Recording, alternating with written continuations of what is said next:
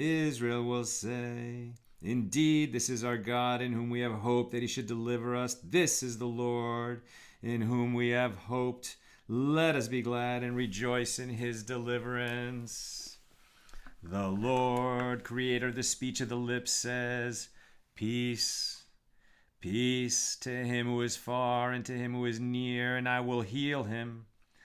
A feeling enfolded Amasai, the chief of the captains, and he said, we are yours, David, on your side, son of Yishai. Peace, peace be to you, and peace to your helpers, for your God helps you.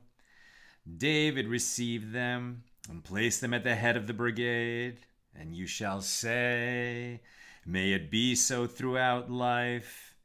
May you be at peace, and your household at peace, and all that is yours at peace. The Lord will give strength to his people. The Lord will bless his people with peace. A good Vach, Shavua Tov, a good week, my holy sisters and brothers. That is the end of the portion we read at the conclusion of Shabbos as we seek to transition into the mundane week, bringing the holiness of Shabbos with us. How's everybody doing? Let's light up the darkness.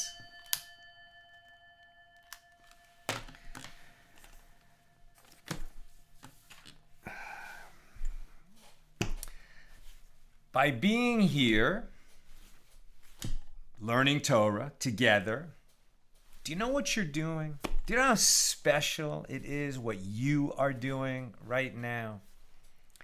You're turning this time, this 45 minutes perhaps we'll spend together, into holy time. You are making this time holy. What an incredible superpower that is, that we've been given by our Creator. I was always troubled by the idea, the statement, you hear this in Jewish teaching, that the angels lack free will, we have free will, and therefore we are somehow higher than the angels, better than the angels. Who are we, to claim we're better than eternal? They have been around since eternity. And sophisticated beings beyond imagination. Can you imagine being the presence of an angel? A being that has basked in the light of Hashem for untold eons? No. But today I understood something that helped me so much. The difference between us and the angels is that they are holy. We are commanded to be holy. We have to achieve holiness. I mentioned this to my Rav, Yakusiel, and he said, exactly, the difference between us and the angels is that we are commanded to be holy and to make holy. To make holy. God consecrates, God makes holy, and sends the angels on a mission to fulfill that. We receive the general command, be holy, make holy. We're given instructions how to do it, how to be holy, how to make holy. And then it is indeed up to us whether we will fulfill that mission to be holy and to make holy. Now, Rashi says, what does it mean to be holy? It means to separate yourself from that which is prohibited. Right? And that's what the root kedusha means in Hebrew, to separate, to make a distinction, to discriminate between one thing and another, and to choose what is permitted or what is obligated. But it might be that what Rashi is really saying is not resist my urges to do prohibited things and that will make me holy, but rather, I want to be holy. I want to fulfill my mission. The times when I was acting in a holy manner and making other things holy, helping to consecrate time or bread or washing the hands or anything that I make holy because I'm fulfilling God's will that I be holy in those moments, if I will rejoice in being holy and making holy, that will naturally pull me away from that which is prohibited and give me the strength to overcome urges toward prohibited things. Feel the holiness. Let's make holy. Paul in the Great Northwest is with us. Shandora in the Bronx. Melissa in Great Neck. Paula says, sing it, Sal. Bella checking in from Florida. Paula says, blessed be the Lord. Paul checking in from Minneapolis. Karen in Northern California. Abba is in the house. Peggy in Colorado. Yosef in Massachusetts. Sharon in New Jersey. Burning the midnight oil, you East Coasters. I'm so impressed. John in Maine. Paula says, amen. Mickey in New Jersey. Peggy being very kind. Mickey, if you want that notification, make sure you also following the YouTube page because I'm always live on YouTube and Facebook, and YouTube will for sure send you an email. But I think you can get those settings. You know, everybody's Facebook is different. That's why we can't instruct you how to set Facebook to notify you when we go live. You got to have notifications on the app, on your phone, whatever. Like, you got to figure it out. We can't do it for you because, in fact, everybody's Facebook is a little different. They run Facebook in different regions for different demographics, just a little different. But if you go to our page and, you know, check notifications and be notified and make sure your phone is set to allow notifications, you'll be notified. And then YouTube has a system as well because I'm always live on both YouTube and Facebook. Okay. We have such a daf. Oh, yeah. What's over on the YouTube side? Marjorie in Virginia. Marie in Freeport. And Marie, love the blessings. No other place I'd rather be learning with everything. Amen. All right. It's a short daf. That's why I'm taking a little bit of time at the beginning to just rejoice in holiness. It was very meaningful to me, this thought that came to me today. Came a little bit out of, I gave a talk to the Jewish Business Leaders Breakfast. Give them a shout out. In the Valley on Friday morning, and my topic was what is holiness. So all last week I was thinking about what is holiness. Now that we're all getting around traveling again, I'm very busy with directing right now. In post-production on our movie, it's hard to fit in, but we schedule these things far in advance. So think about it. If you have a community you want to bring me in as a speaker, just reach out to us through the website. You can see on accidentaltalmudist.org on the appearances page some of my topics. It's fun to make a Shabbos, make a Shabbaton. You have to. I'm not cheap, and you have to book me far in advance. But I love coming to a new community, meeting all the people, and sharing a few talks. Lastly, this afternoon, I just was looking at, I was just figuring out what do I want to read, and I picked up this book I've had in the house for years. Arthur Cartswell became a friend of ours. Our Gemara that we're studying together is based on the commentary of Rabbi Adin Steinsaltz. And Arthur spent 25 years as a volunteer. Anytime that Rabbi Steinsaltz came to New York, the New York area, he would fly in. Arthur would just pick him up at the airport and drive him around so that he could spend hours in the car talking Torah with Rabbi Steinsaltz. And he wrote this book, On the Road to the Rabbi Steinsaltz, 25 years of pre-dawn car trips, mind-blowing encounters, and inspiring conversations with a man of wisdom. Thank you, Arthur, that you did that. Arthur also tells his personal story, in the early chapter. And I just identify with Arthur so much. He's somebody who grew up in a largely secular Jewish home, just a few traditions. And he found his way back thanks to inspiring books like Rabbi Steinsaltz's The 13-Petaled Rose. Highly recommended. It's sort of, what is Judaism's view of the big questions? Why are we here? What happens after we die? What is the nature of good and evil? Very spiritual, somewhat Kabbalistic, but very rooted in Gemara and all the sources by Rabbi Steinsaltz. That book changed Arthur's life. It was one of the books in my journey for sure. And so I definitely recommend this book, On the Road with Rabbi Steinsaltz by Arthur Kurzweil. There you go. All right.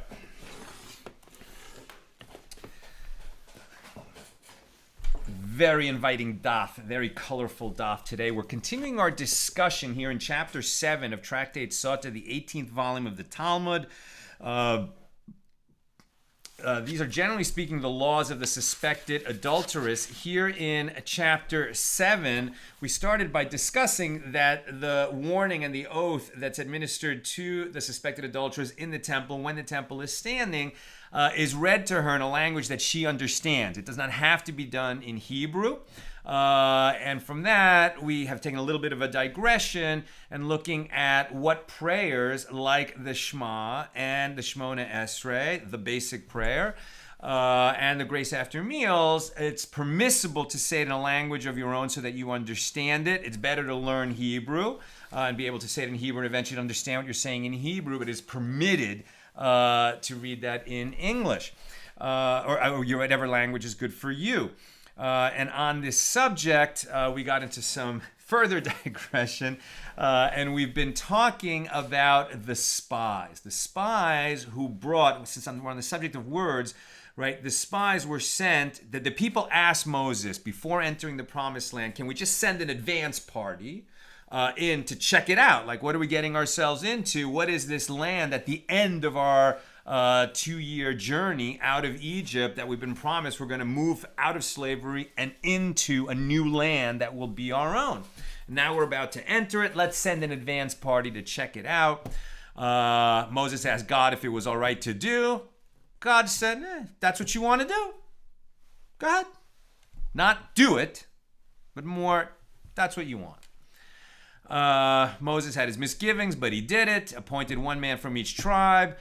So 10 others plus Caleb and Joshua. They went into the land, and what they saw there astounded and apparently terrified 10 of the 12. So when they came back, they brought this report that the land is indeed magnificent, but it is inhabited by giants.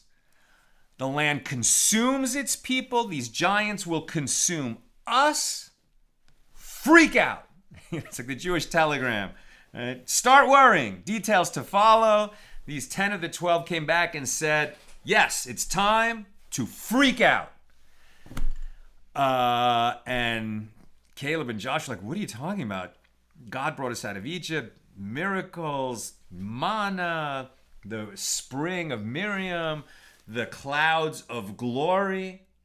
You know, what is the difference between the manna that they ate every day, and the spring that gave them water wherever they were in the desert? Those are 2 miracles. What is the difference between those 2 miracles and the clouds of glory that sheltered us from the sun the whole time we were wandering in the desert?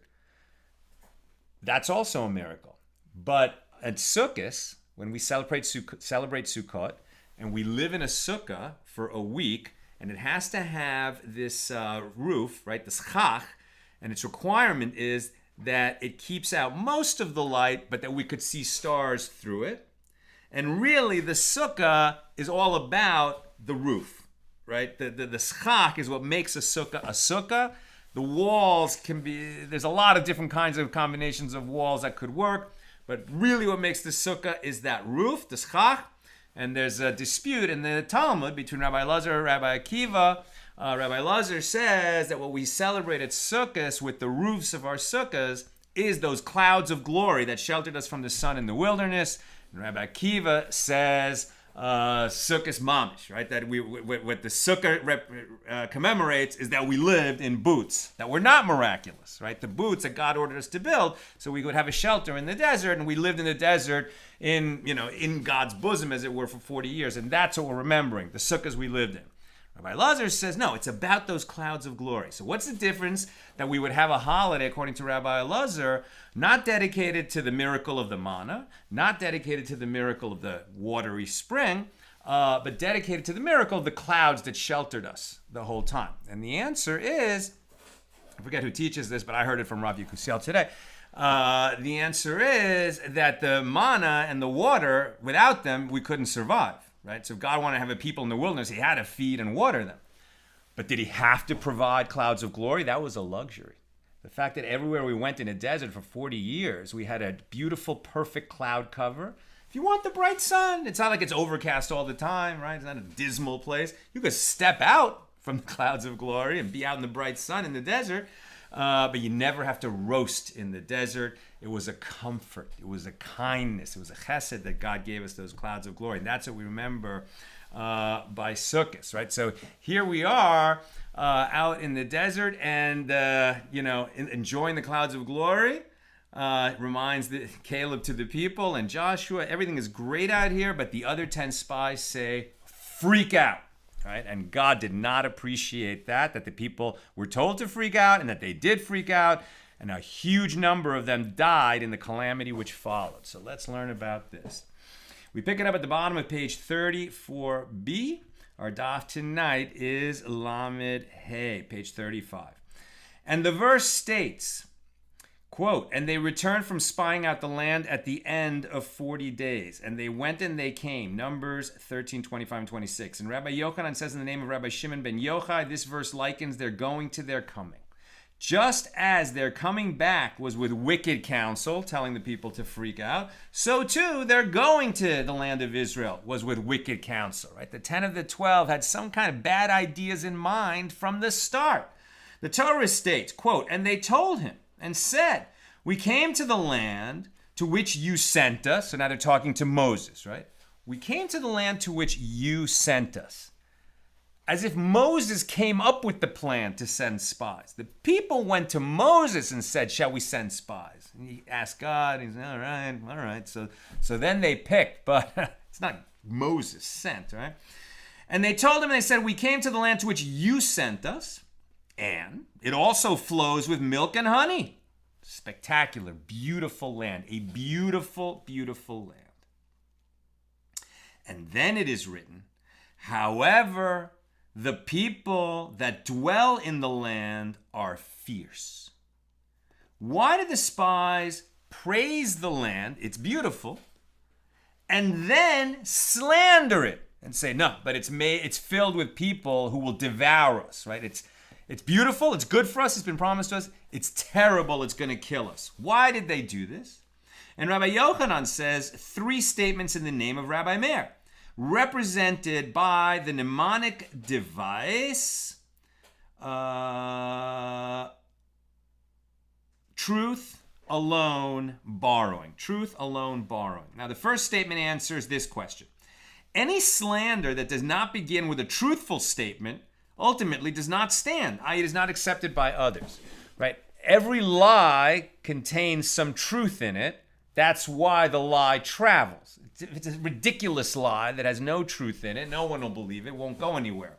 But a slander always begins with a true fact, and then they get into the wicked report, which may or may not be true. This is why we don't listen to Lashon Hara. We don't listen to gossip, because it might be slander. And generally it's prohibited. Anyway, that's for another night. The verse states, and Caleb stilled Vayahas, the people toward Moses. Right? Caleb was there were 2 loyal ones, Caleb and Joshua. So Caleb was trying to, limit the damage that these other 10 are doing. He's trying to confront them, but he's up against the mob. That's the issue. And Caleb stilled Vayahas, the people toward Moses. And Rabbah says this means that he persuaded them, Hesitan, with his words. Vayahas and Hesitan share the same root in Hebrew. Now, how did he do so? How did Caleb sort of still the rising freak out? Well, Joshua began to address the people. And as he was speaking, they said to him, should this person who has a severed head, because he has no children, speak to the people about entering Yisrael?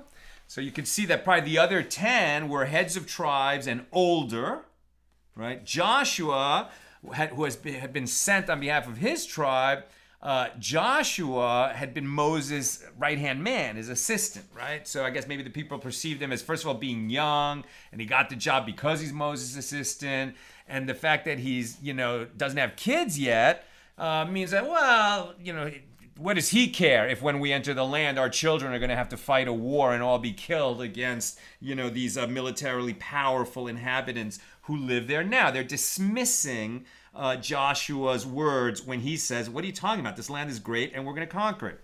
So he then said to them, I assume now it's Caleb is talking. He then said to them, he took us out of Egypt and split the sea for us and fed us manna.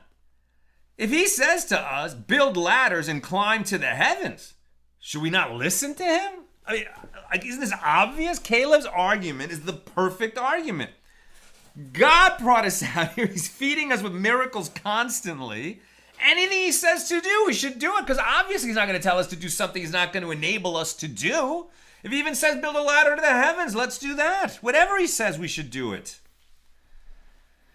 Quote, we should go up at once, even to the heavens, and possess it, says Caleb, right? We should go up at once and possess the land. The Midrash is mixing in. We should go up at once even to the heavens and possess it. Now the verses continue from Numbers 13:30, now 13:31. But the men that went up with him, so the other 10 spies, said, we are not able to go up against the people, as they are stronger than us. Now, Rabbi Hanina Bar Papa says the spies said a serious statement at that moment. When they said they are stronger, do not read the phrase as stronger than us, mimenu, right? So the 10 spies said they are stronger than us, mimenu. But rather, read it as mimenu. This is a quirk of Hebrew. Just like in English, sometimes we have, I just can't think of an example right now, I'm sure you'll give it to me, but pronouns that, sound the same but mean different things. Here, this structure, mimenu, would read the same in Hebrew for stronger than us or stronger than him. And in some parts of the ancient Jewish world, the vowelization was slightly different for stronger than us or stronger than him. But in standard Hebrew, mimenu means either stronger than us or stronger than him. You can use it either way, right? So what the 10 spies were saying is not that the people in the land are stronger than us and they will defeat us. They know very well that we've got God on our side. So what they were saying is the people in the land, God forbid, are stronger than him, meaning Hashem. Right? The people took this as, remember, they were steeped in a world of idolatry. In Egypt, they had gone to the lowest lows. They were almost beyond rescue. They had become so enmeshed in the base practices and idolatrous practices of Egypt. Now, most of the people did not freak out in this incident. There were a couple million people there, and tens of thousands end up dying in this calamity. So by far, the majority did not freak out, but enough were picked off in that moment. They kind of had a weakness for the freak out. They just went nuts. And so they heard the spies say, they are stronger than him. They're stronger than our God. Their God is stronger than our God. God forbid. That's what they were hearing. And they freaked out at that. And at this point, for God to have people freaking out that somehow they believe there's other gods around, around in this general area, in the vicinity, who are going to somehow defeat Hashem, the Holy One, the one and only. So the people heard stronger than him, meaning that even the homeowner, Hashem, is unable to remove his belongings from there, as it were. The spies were speaking heresy and claiming that the Canaanites were stronger than God himself. So the spies said, Numbers 13:32, it is a land that consumes its inhabitants. Now this is a different claim, right? It's like freak out, reasons to follow. So the first one is they're so strong that their God is stronger than our God. Now, new reason, totally different point.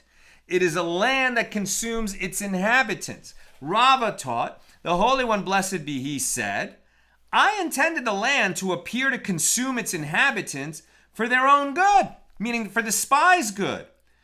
But these 10 guys considered it proof that the land was bad. What is Rava saying? He explains, I intended it for their good, meaning God intended. What happened was when the spies entered the land and they were going around from place to place, they witnessed a bunch of people, inhabitants of the land, suddenly dropping dead. And they're like, oh, this is a land where people drop dead.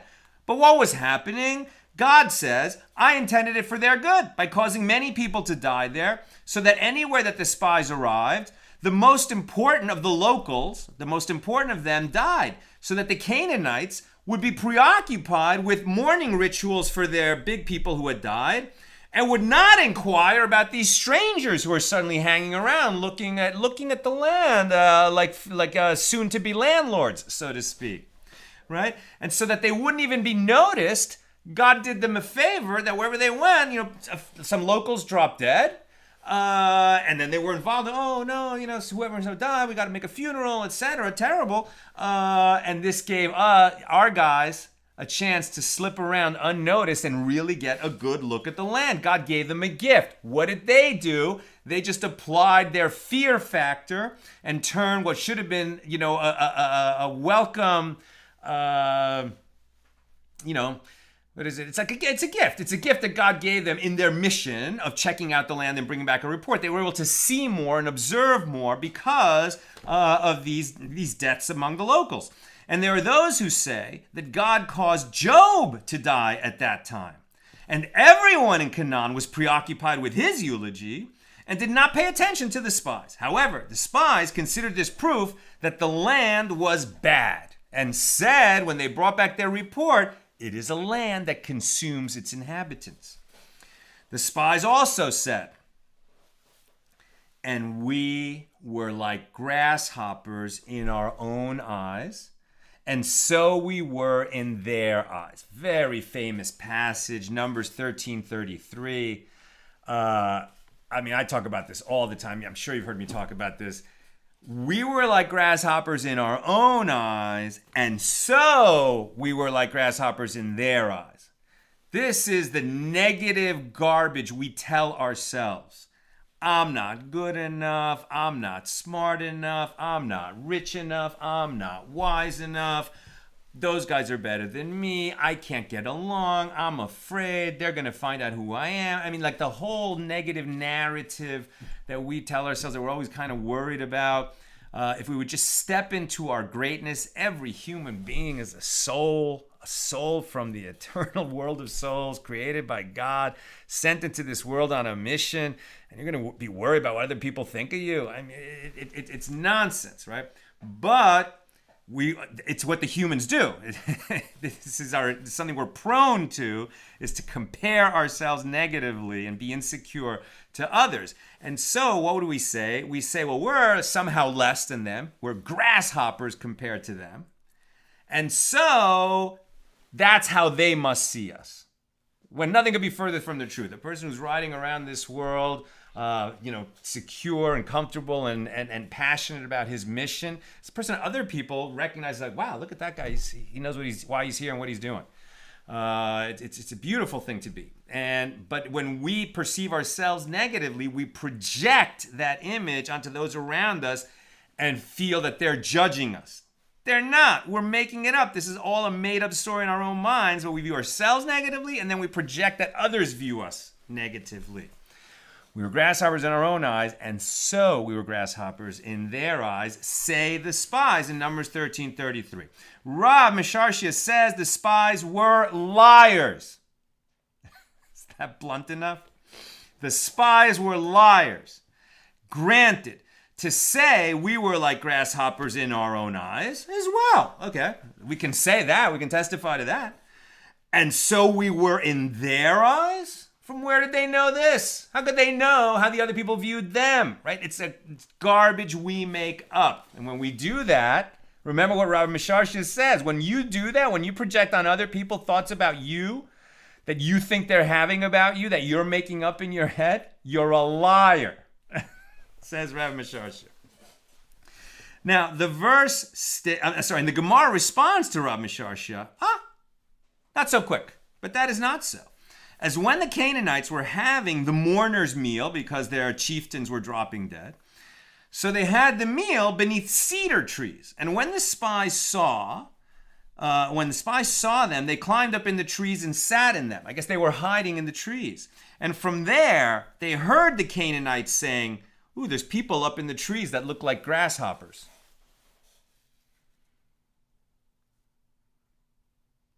I'm with Rav Misharshi on this. The verse states, "And all the congregation lifted up their voice and cried." Numbers 14:1. Now Rabbi Yochanan says, that day was the eve of Tisha B'Av, the 9th of Av. Right? This is the same date in Jewish history, in different year, when the first temple would be destroyed, when the second temple would be destroyed,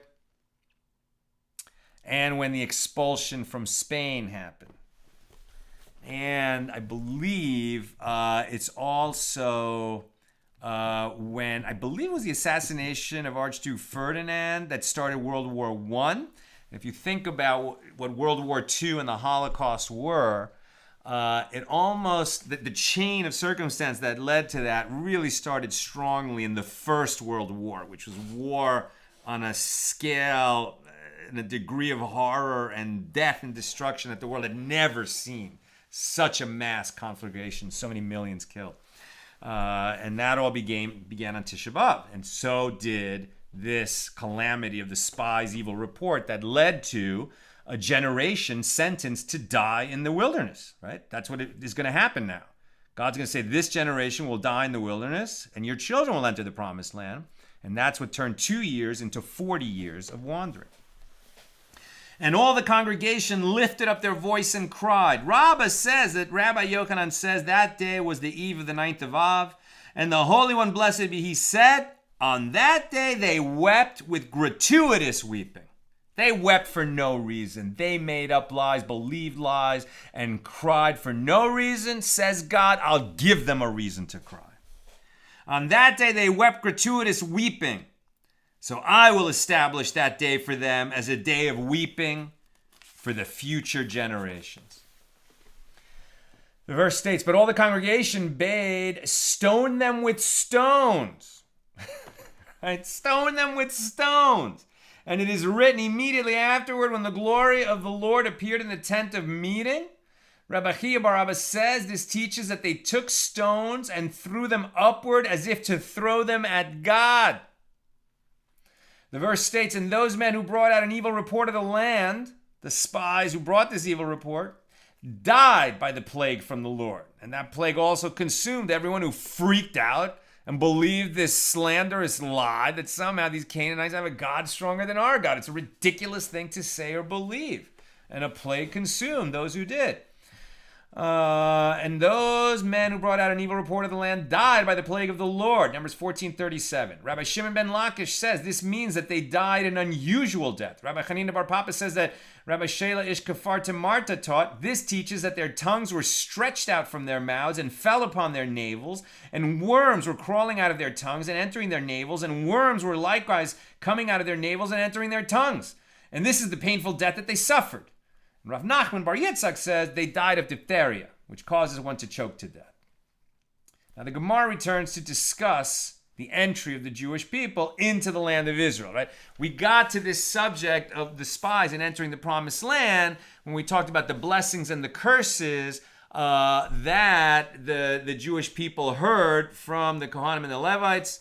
And they heard all the blessings that would accrue if once we entered the land, we would behave like Torah, loving God, fearing Jews, and the curses that would follow if we did not, right? So that's at the end of the 40 years as we're about to enter the promised land. And we got there by saying, were those curses, were they mandatory? Was it obligatory to read them to the people in Lashon Kodesh, in the holy tongue, in Hebrew, or was it permitted in the language of the time, of a later time, or that time, or other languages?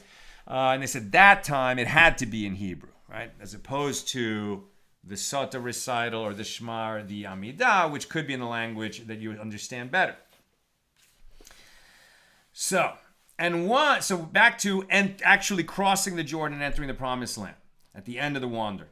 And once the last one of the Jewish people ascended out of the Jordan River, the water returned to its place, as it stated, quote, and it came to pass as the priest that bore the ark of the covenant of the Lord came up out of the midst of the Jordan, as soon as the soles of the priest's feet were drawn up onto the dry ground, and the waters of the Jordan returned to their place, and went all over its banks, as it had been before. Now, didn't we learn that the priest personally carried the ark of the covenant into the river, and then the water parted?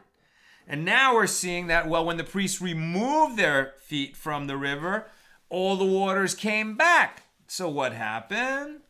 The Gemara understands that the priests who carried the ark stood in the water until all of the Jewish people passed through the Jordan.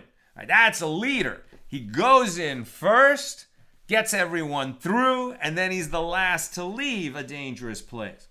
Once all the Jewish people had reached the other side of the Jordan, the priest stepped back from the water, and the Jordan returned to its natural state. It follows that the ark and its bearers and the priests were on one side of the Jordan on the east side, and the rest of the Jewish people were on the west side, on the other side, the west side. So subsequently, the ark carried its bearers in the air. So they're not even saying, you would think, okay, the priest stepped in the water, it parted. They walked across to the other side and waded kind of like in a little bit of water while everyone finished crossing, and then they stepped out and we're done. No. They stepped in.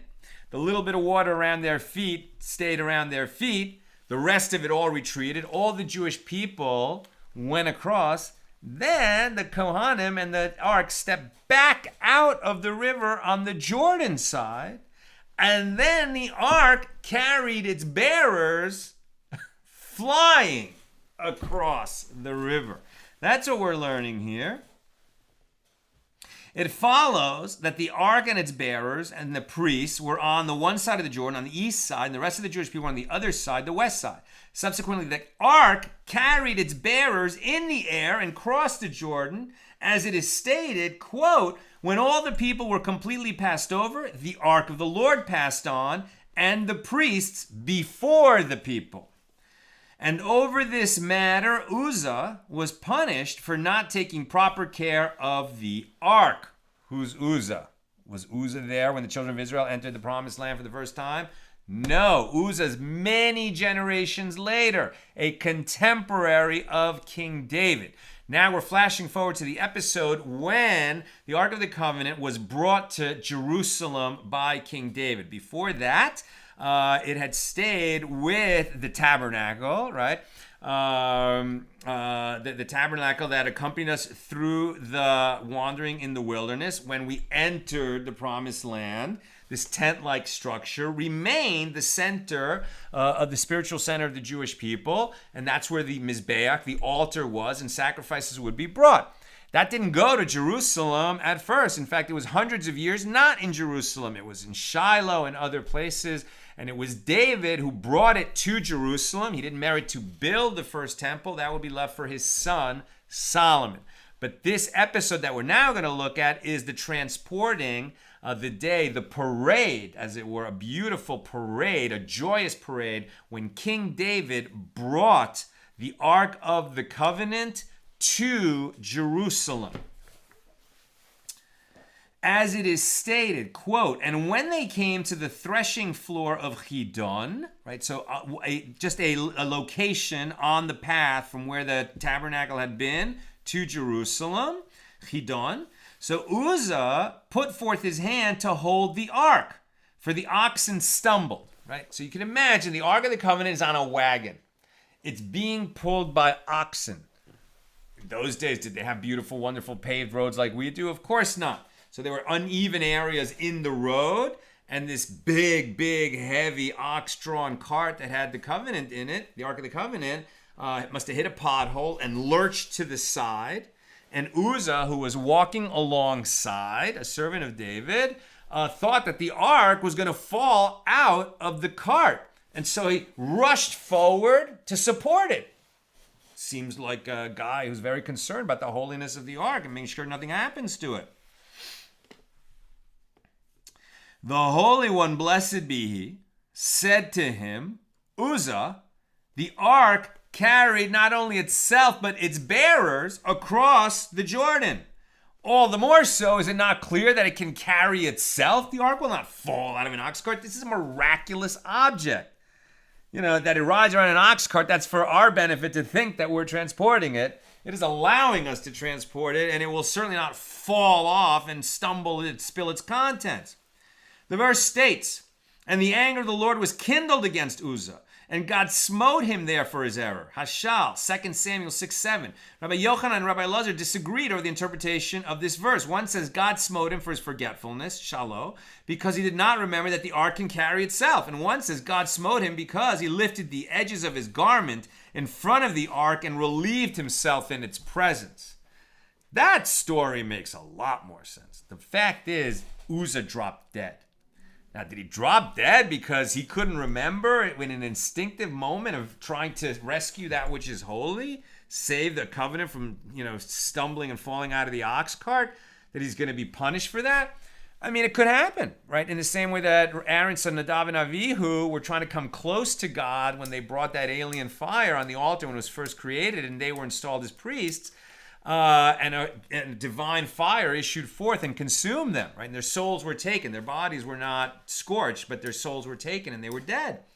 So it may be that the holiness of the ark, which contains the tablets of the Ten Commandments and the first Torah scroll written by Moses and a jar of the manna, etc., that it's such a holy object that if you forget yourself and just rush and touch it, which you're not allowed to do, that it might kill you. So that might be what killed Uzzah. Or it might be a completely different thing, that Uzzah was just disrespectful. Like he was part of the train. He really had to go, and rather than go find some private spot on the other side of a hill, he just, here's a tree, and he started to relieve himself and, just allowed his private parts to be in view of the ark. And that was considered disrespectful, another view. The verse states, quote, and he died there with the ark of God, 2 Samuel 6:7. Rabbi Yochanan says, Uzzah entered the world to come, as it is stated, with the ark of God. Just as the ark exists forever, it's lost to us here on earth, but the ark of God exists forever, and we'll be reunited with it, presumably, when Mashiach comes. So too, Uzzah entered the world to come, a place of eternity. So we're not saying that Uzzah, because of this mistake, he lost his life, but he did not lose his eternal place in the world to come. The verse states, and David was displeased, vayichar, because the Lord had broken forth upon Uzzah. David loved Uzzah. Rabbi Elazar says, vayichar means that his face changed colors and darkened like baked bread, harara, from displeasure. The Gemara questions this statement. If that is so, anywhere that the word vayichar is written, including when it is referring to God, should it be interpreted this way as well? And the Gemara answers, there it is written, and the anger of the Lord was kindled, vayichar af, in 2 Samuel 6:7, whereas here the anger af is not written, but only vayichar. Therefore, it is interpreted differently. Rava taught, for what reason was David punished with Uzzah's death? He was punished because he called matters of Torah shirim, songs. As it is stated, your statutes have been my songs in the house of my pilgrimage. Not shirim, zemiros, right? That he spoke of the laws of the Lord as songs, zemiros. And for that, he belittled them. And this was one of the, he had a surus, he had a sadness, right? He wasn't killed, he was King David. But, a sadness that came to him. Uzzah died for his own sin, but the sadness that was also visited on David through that event is something that he merited, according to this, because he referred to laws as zemiros, as songs. The Holy One, blessed be He, said to him, matters of Torah are so difficult and demanding that it is written, quote, will you set your eyes upon it? It is gone, end quote. Proverbs 23:5. i.e., one whose eyes stray from the Torah for even a moment will forget it. And now you're going to call them zemiros, that you just can memorize them like songs and then call them at will when you want? Belittling them, calling laws like songs, meaning that you're just going to recite them. I know the laws. No, you have to keep studying the laws you're making your understanding ever deeper. For this reason, I will cause you to stumble in a matter that even school children know, as it is written with regard to the wagons brought to the tabernacle and to the descendants of Kohath. Right? These are the Levites who are responsible for carrying the tabernacle and the ark and the altar and all of the vessels and implements of the divine service. It was the Levites that carried them from one place to another. And to the descendants of Kohath he did not give, meaning the Levites did not get land, because the service of the holy things belongs to them. They carry them upon their shoulders. Why was the Ark of the Covenant being carried in an ox cart? It can only be carried by people, right? By Levites, and once you have a population of Kohanim, better it should be carried by Kohanim. And although the Ark clearly must be carried on people's shoulders, David made a silly mistake that he should have known better and transported the Ark of the Covenant on a wagon. Maybe David wanted to show respect to the Ark of the Covenant. It was a beautiful wagon, an amazing wagon, a slick wagon, the best that the wagon makers could offer. But it should have been on a person's shoulder, on people's shoulders. When the Philistines returned the ark during the period of Samuel, it is stated, and he smote of the men of Beit Shemesh because they had gazed upon the ark of the Lord. And the Gemara asked, because they gazed on it, God smote them? Why did their action warrant this punishment? And Rabbi Bahu and Rabbi Uzzah disagreed with regard to the interpretation of the verse. One says that they were punished because they were reaping their crops and prostrating themselves at the same time. They did not stop working in reverence to the ark. And the other says that they also spoke denigrating words. Who angered you? Speaking to the ark, so much that you became so angry that you gave yourself into captivity. And who came to you to appease you? Right, so during this period in Jewish history, there was a time, right, before there were kings, when the ark had been captured by the Philistines, and then it just caused a plague among them. And they're like, oh, yeah, this was not a good trophy for us when we beat up the Jewish people to take their Ark of the Covenant. So they put it on a wagon and just said, just take it away. And the animals who pulled that wagon instinctively brought it back to the Jewish people.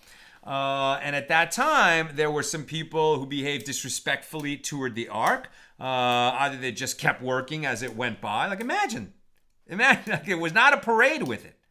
The Philistines just didn't want it. They sent it on its way. The Jews didn't know it was coming. And so you're out there working in your fields, and suddenly this wagon with no driver slowly ambles by, bearing the Ark of the Covenant.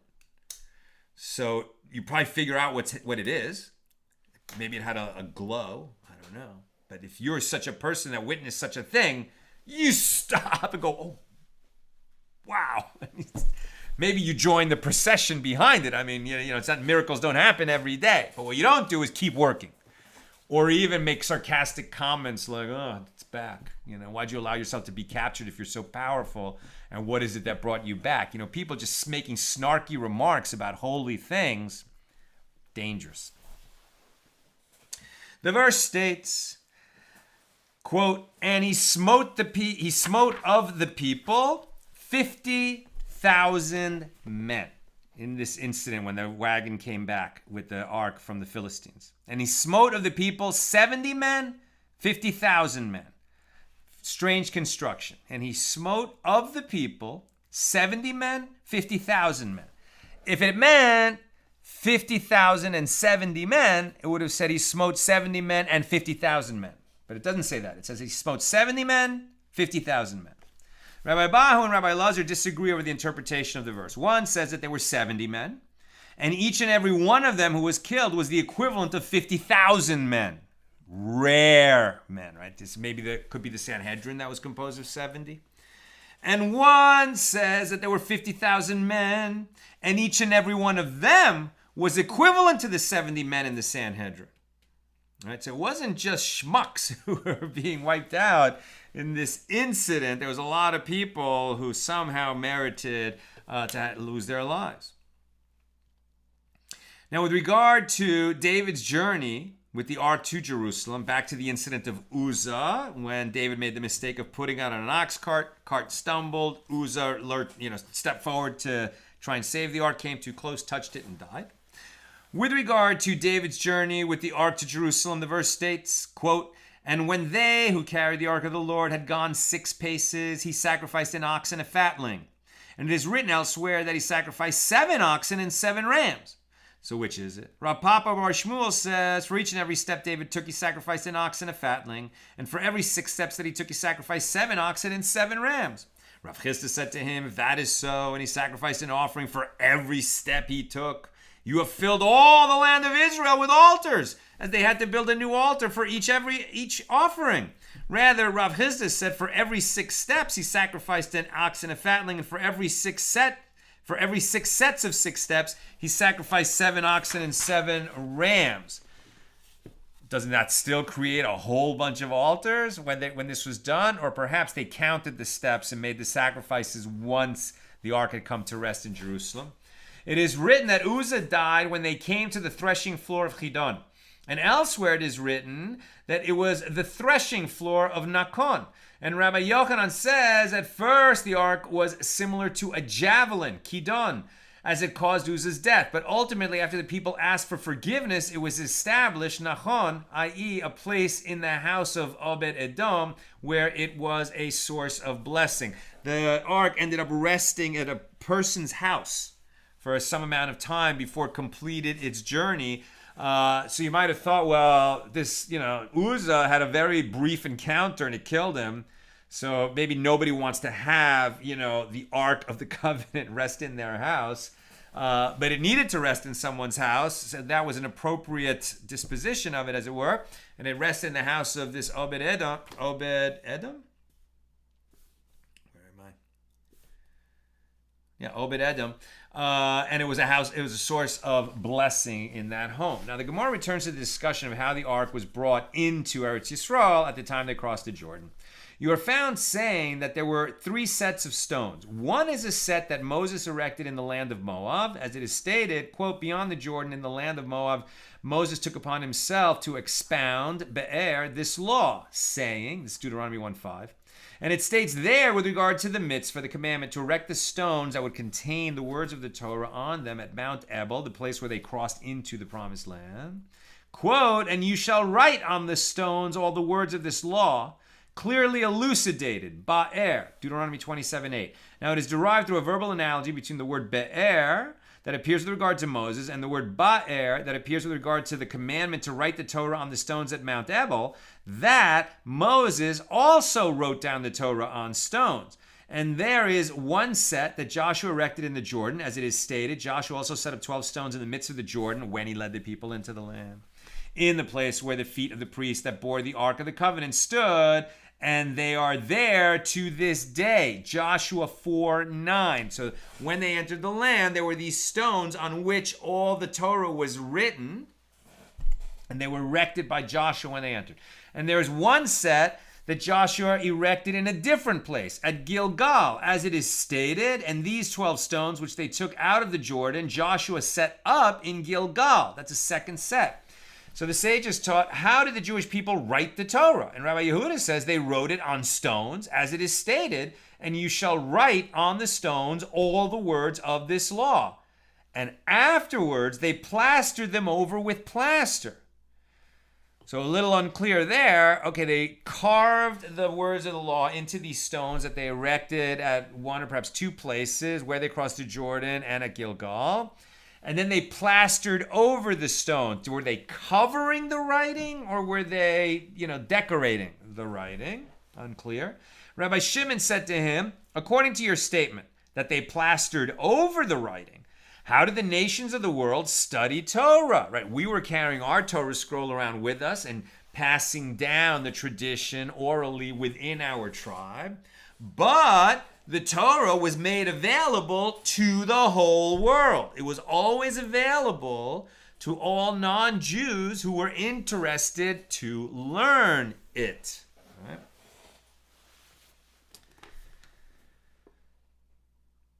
How did the nations of the world study Torah if they were plastered over? So he said to him, the Holy One, blessed be he, granted them, the non-Jews, the nations of the world, an extra degree of understanding. And they sent their scribes, notarin, and they peeled off the plaster, and they copied it down. So from the beginning, the nations of the world had access to the Torah. And on account of this matter, their decree to be sent to the pit of destruction was sealed. As once the Torah was in their possession, they should have studied it. And they did not study, right? So non-Jews, according to this teaching, and remember, the Gemara is filled with teachings that don't necessarily agree with each other, even contradict each other. This is not the view of the Talmud. This is a view held in the Talmud. But it says that non-Jews who commit sins that violate the 7 laws that are incumbent on all humans are held accountable for that, because they should have known what those laws are, because the whole world has heard of the Bible and it's available to them to read it, according to this view. Rabbi Shimon says, no, this is not what happened. Rather, the Jewish people wrote the text of the Torah on top of the plaster.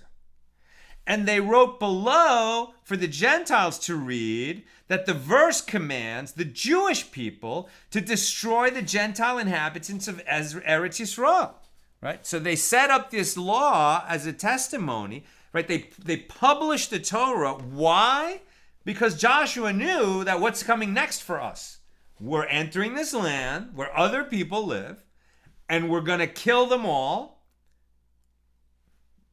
destroy the inhabitants of the land, at the very least, the ones who are involved in these terrible idolatrous practices like child sacrifice that we were told to destroy. There are some Canaanites that survive for various reasons, as we'll see, but a large number of people Joshua was told to eradicate, right? So Joshua said, I want the world to know why we're doing this. We're being led by God. We're being instructed by God to do this. Here's what he told us. And we're carving it on these stones, and we're leaving it here for the whole world to see. Quote, why are we doing this? Lest they teach you to do like all their abominations. Right? That is why God said eradicate the people who were in the land at that time. Lest they teach you, meaning seduce you into assimilating and becoming like them and doing their kind of wicked evil, lest they teach you to do like all their abominations. You derive from the fact that they wrote this verse that if the Gentiles who lived in the land of Israel would have repented, the Jews would have accepted them, i.e. allowed them to live in Eretz Yisrael. So you see from the very beginning, it's funny, like we talked about at the beginning of tonight's show, that we are a nation that is commanded to be holy and to make holy. And that was a mission that was given to a family, Abraham's family, Yitzhak's family, Jacob's family, the children of Israel. And this family proliferated and eventually became a nation, right? So this mission was given to a family, and it's a Navy SEAL type of mission, to go into a world that's filled with unholiness and prohibited pleasures and all the urges that humans have, and to overcome that and live a life of holiness and make time and places and things holy around you. That's a mission that was given to this family. But anyone can join the family. Anybody can become a Jew. We discourage it because you're taking on so many responsibilities that you'll be held accountable for that you didn't have before you joined. But anybody can join. It's 100% meritocracy, democracy. Anyone can join. We have no king but God, right? But anyone can join this mission, can join this family that became a nation and share the mission. You can do it. There's no racism in the Jewish mission because anybody can be a Jew. But you're taking on a lot if you join the mission. Rav Bar Shaila said, what is the reason for the opinion of Rabbi Shimon? As it is written, quote, and the people shall be as the burnings of plaster. This plaster, right, that was made available to all the world. Isaiah 33:12. And this is homiletically interpreted to mean that the nations were punished on account of matters of plaster, i.e. that they did not study the Torah that was made available to them from the beginning. The Gemara asks, and how does Rabbi Yehuda, who holds that the Torah was not written on plaster, how does he interpret this verse? The Gemara answers, he explains that the Gentiles are like plaster. Just as plaster has no remedy but burning, i.e. it is created by burning stone, so too the nations of the world have no remedy other than burning in Gehenna to overcome. Gehenna is, remember, a place where you burn temporarily. sort of like cultural notion of a purgatory. Gehenna is a place where you go to be refined and held accountable for all the sins you committed in this world. So if you committed a bunch of sins because you didn't know what you were obligated in because you never read the Torah, okay, you're going to have to pay a price for that. Right? So that is how Rabbi Yehuda deals with this idea, where Rabbi Shimon says, listen, the Bible's out in the world. You can find out what your obligations are, and that's why you're held accountable if you don't. So in accordance with whose opinion is, and I'm almost done. I'm very close to done. So your questions or comments, get them in now. In accordance with whose opinion is that which is taught in a Baraisa, the verse states, when you go forth to battle against your enemies, the Lord your God delivers them into your hands, and you take them captive. Deuteronomy 21:10, implying that there is no obligation to destroy them, right? The peoples of the land, to include not only Gentiles who are not Canaanites, but even Canaanites that are living outside of Eretz Yisrael. As if they repent, they are accepted and they're allowed to live in Eretz Yisrael. You see, so really the ones who were destroyed were the ones who were living a life of abomination. In accordance with whose opinion is the Baraisa, it is in accordance with the opinion of Rabbi Shimon, who holds that the verse, quote, you shall keep alive no one who breathes, end quote, Deuteronomy 20:16, is not referring to the Gentiles living outside of Eretz Yisrael, because there's no concern that the Jewish people will learn to do like all their abominations. Deuteronomy 20:18, as these Canaanites are not located in Eretz Yisrael. So either the distinction is you kill all the Canaanites who are in Canaan, but you don't have to worry about Canaanites who are not living there because they don't affect us. Or it meant kill all the Canaanites who are living a life of abomination, but the ones who repent, perhaps join the Jewish people or live as a righteous Gentile among them, would be spared. Those are contradictory views, and we are left with an answer at this point. And that's where we'll pick it up tomorrow, Sunday, with page 36 here in Tractate Sotah at 6 p.m. the regular time, 6 p.m. Pacific. It's been a long show. Let's check if there's any quick questions or comments on Sotah 35. I feel like it was long and late, but special. Peggy, are there any thoughts about where the Ark of the Covenant is? You mean it's not in a warehouse in Washington, as was indicated at the end of the movie Raiders of the Lost Ark? I think our tradition says that it was hidden at the time of the destruction of the first temple, when Nebuchadnezzar led the Babylonians, in the sacking of Jerusalem. He would be defeated later and replaced by the Persian Empire. And at that time, it was hidden somewhere. We've read elsewhere in the Talmud that it's in the Temple Mount somewhere, deep in the Temple Mount. It's somewhere hidden, some hidden chamber. But they had that knowledge and searched, and it was never found. So we don't know. And the tradition is that when Mashiach comes, when the Messiah comes, it will be uncovered, revealed, and brought back to its home in the third temple. Have a great night, a great week, and I look forward to learning with you tomorrow and making that time holy on Sunday. All the best.